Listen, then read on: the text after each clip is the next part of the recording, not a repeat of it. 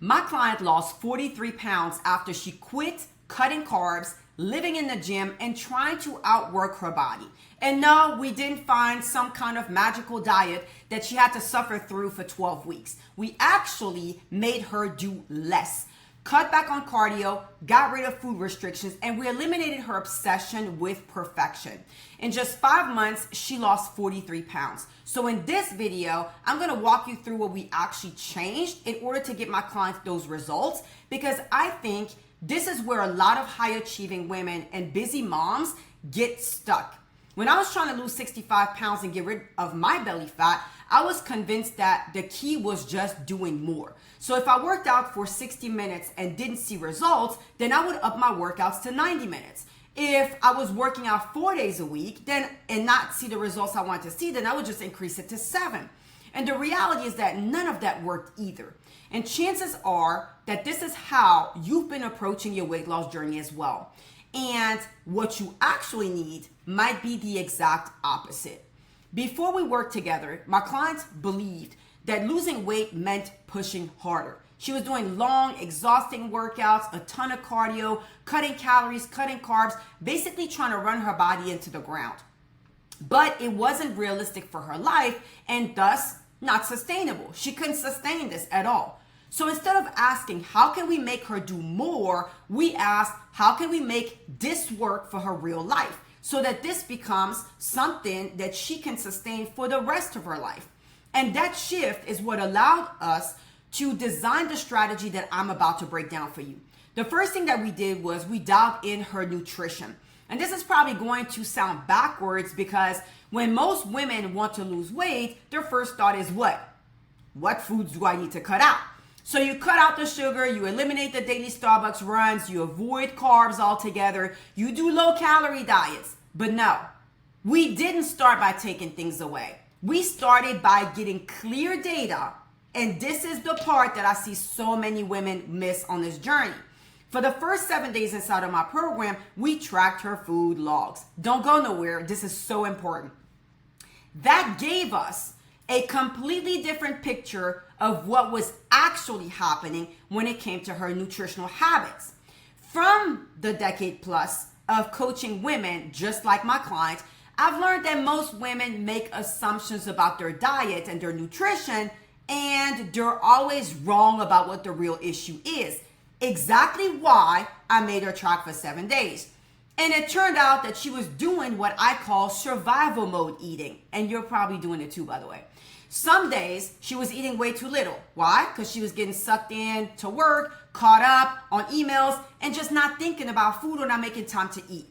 So some days she was doing a lot of skipping because she was just so busy and not thinking about food. Well, guess what? On other days, she was snacking excessively. Sometimes mindless eating would happen too. So some days she was consuming too many calories, others not enough.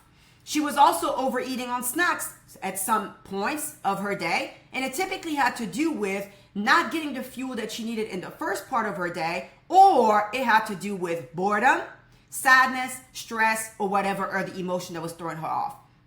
And the other piece of it that caused the survival mode eating patterns was that she never had a plan or any type of structure around food. It was very much like a figure it out when hunger arises type of approach. There was mindless eating, there was emotional eating, and her assumption, bottom line, was, well, coach, the reason why I'm not losing the belly is because I just need to be more disciplined around food. That's not what the data was showing us. Hence why tracking and logging for a consecutive 7 days is something that I always swear by. It showed us that her eating was all over the place because her approach was just not working for her life. So instead of obsessing over restrictions, we balanced her intake back out. We added the missing calories.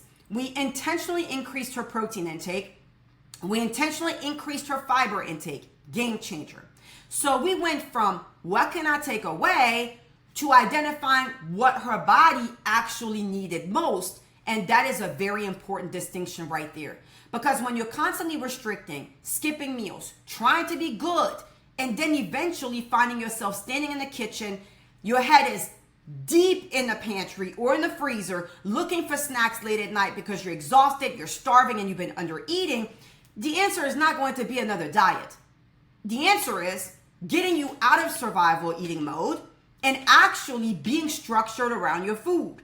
With this approach, we ensured a way that would be repeatable.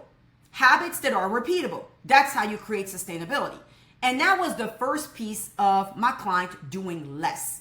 So stop obsessing over what you need to take away and start paying attention to what your current habits are actually telling you. Yes, go and track and log. That's how you'll know. But food wasn't the only place where she was just doing too much.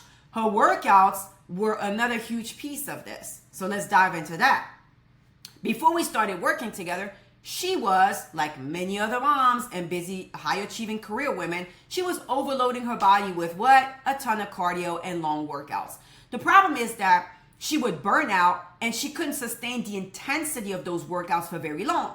So instead of these long workouts, what we did is we switched her workout program to workouts that were under 30 minutes long.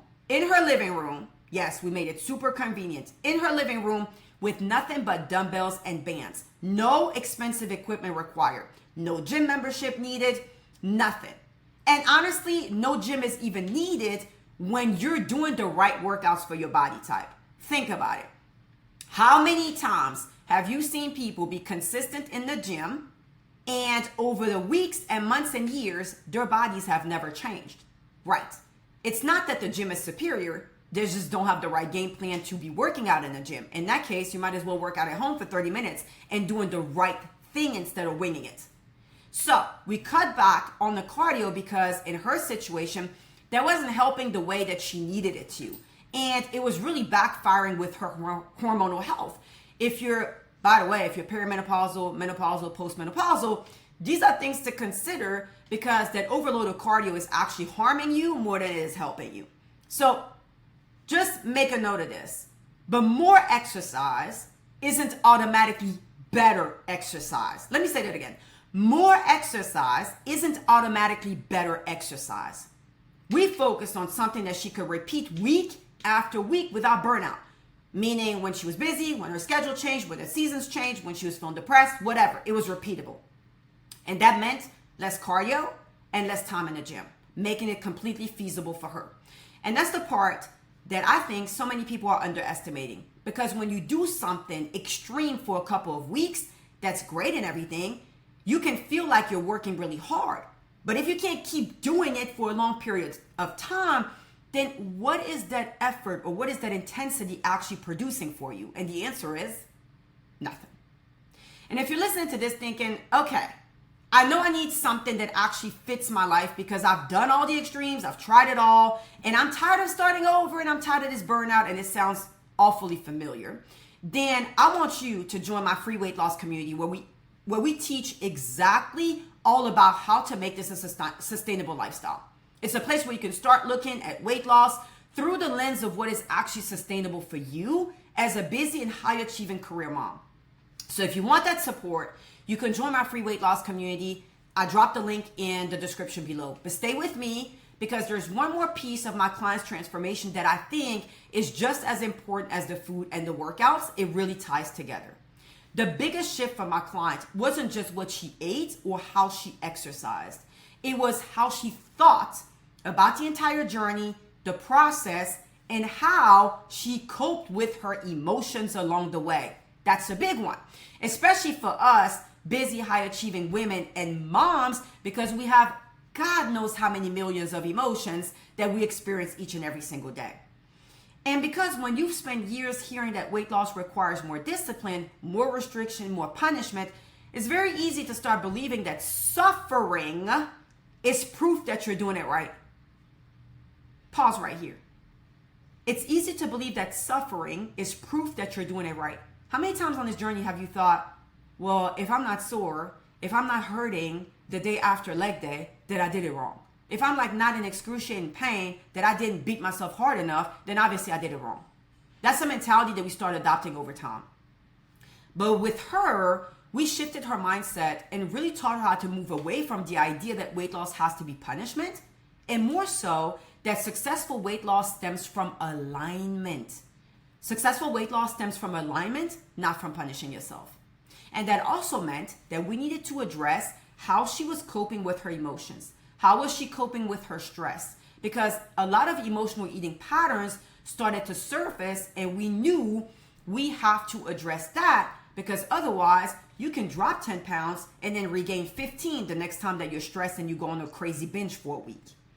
You can't always food plan your way out of response mechanisms. So maybe you've tried this before, but you have like the best meal plan and it may work for you. You can stick with it for a while, but then you're being triggered emotionally, stress, boredom, anger, an argument, sadness, loss, who knows? And then you're back in the pantry, in the fridge, in the freezer, and you're just tearing up everything that you can find. Well, the meal plan is not going to help you with that. That's part of coping mechanisms that need to be reprogrammed. So we have to work on the response mechanism itself. So with her, we worked on reprogramming those response mechanisms around stress and emotional eating specifically. Again, we're not adding complicated rules or complicated mechanisms because that does not work. We worked on changing what was happening underneath the behavior. And this is a really important part of her story for so many women.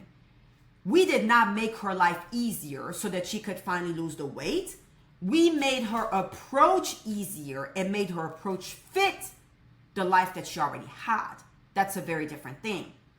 And that's really the lesson that I want you to take from this 43-pound transformation, because the number is exciting. 43 pounds in 5 months is a huge result. We're not going to minimize that. But the number isn't the most important part of the story. It's the bigger transformation that happened when she stopped believing that she had to do everything perfectly to get results, which, by the way, added more stress and added more emotional eating when she kept believing that she had to be perfect. Because in the second that she wasn't, then what would she do? She'd engage in emotional eating. She stopped chasing more and stopped burning out. And instead, she started to learn how to enjoy the journey, which naturally kept her consistent. Because think about this. If you figure out the right game plan that fits your life, then it makes it more convenient. It makes it more simple for you to follow through, right? And because it makes sense to you, you get to enjoy it, which means what? Obviously, you're going to be consistent with it. It starts to flow. This is what we call alignment. Implementing those few foundational habits that she could actually maintain changed the game completely. So we got the data that we needed instead of guessing. That's number one. Stop guessing, get the data.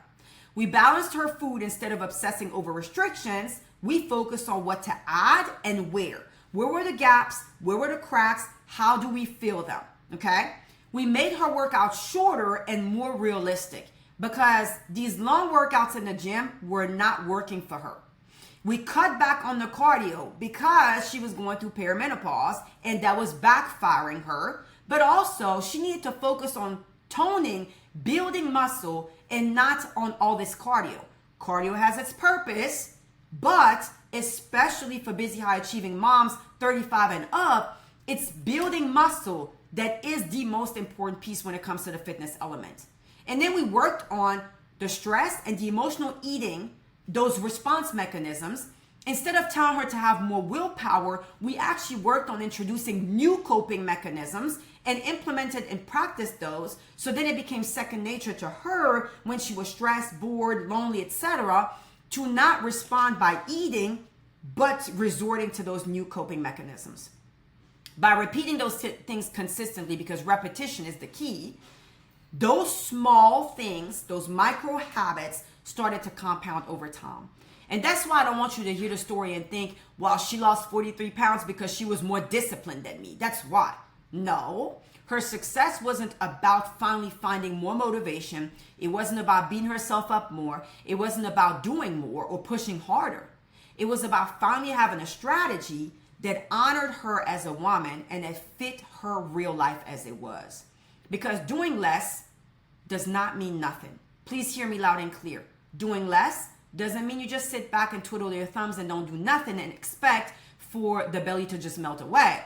Doing less strategically means removing the things that aren't serving you so that you can actually be consistent with the things that do. Doing less, but doing it consistently, can produce better results than doing everything perfectly with a whole lot of intensity for only a few weeks. That's what this 43-pound transformation is teaching us. And that's what I want more women like yourself to understand. So if you've been trying to get rid of the belly fat by cutting more, exercising more, restricting more, and you're constantly trying to be good or seeking some kind of perfection, stop asking, what more can I do? And start asking, what can I actually sustain? And you've seen what happened for my client when we stopped trying to make her do more. She lost 43 pounds in those first 5 months by building an approach that fit her actual life. In the next video, we're going to dive into the step-by-step of what actually works for belly fat when everything else that you've tried failed.